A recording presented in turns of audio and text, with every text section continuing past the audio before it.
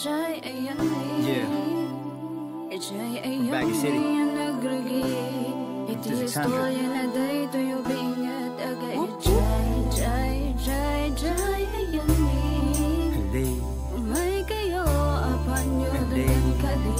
Istorya nga daytoy ubing taga-Ijay, jay, jay. Ibig sabihin nun ay doon tayo ay maglalakbay, kung saan nanggaling ang tinataglay kung husay, pabaon at pamana ng aking ama't inay. Teka muna sandali, isang tabi ang mga kwento mo. Makinig ka sa awitin ko, hindi invento to. Ito ay hango sa tunay na pangyayari, baon ng mga mensaheng mo kabagot ibang klase. Isinilang sa taong 1996 sa buwang hunyo ng ika-abedi ang kaarawan. Pang-apat sa limang supling ninirisa ang inang nagturong magsulat, magbasa, gang natutong humakbang sa bawat baitang pangaral ng aking ama.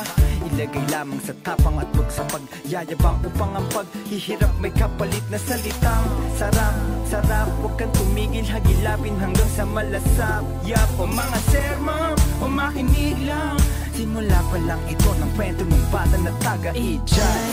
Jay, jay, jay, ayan ni Ijay, ayan ni ang nagrugi.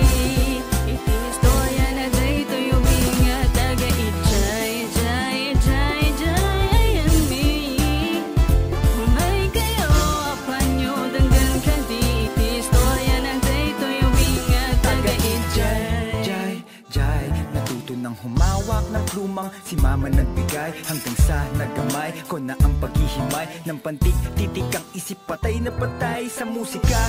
Ang tengay di na nakawala, pati ang tusong-pusong matusok may baliwala. Mula sa pagbigas ng mga letra, nilagay pa sa melodiya. Alam ko na kung saan papunta at kung ano ang aking gagawin, ngunit di madaling pagsabayin, lalo't madaming mga laban ang haharapin. Kaya't sinantabi ko muna sa aking isip, sapagkat ito'y isang malayong panaginip. Suntok sa buwan, baka walang mapuntahan, mahihirapan kang bumuhay ng pamilya dyan.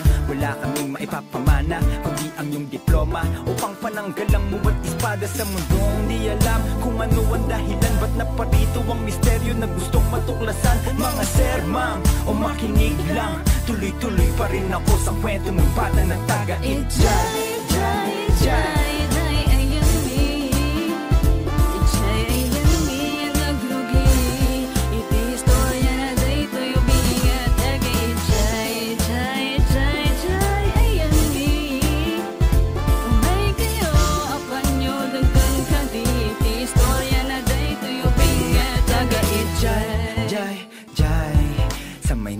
lakbay, sinubukang sumabay dun sa palabas sa TV. Siya'y pinalat na mabili na pasama sa mga magagaling na mag-rap. Akala ko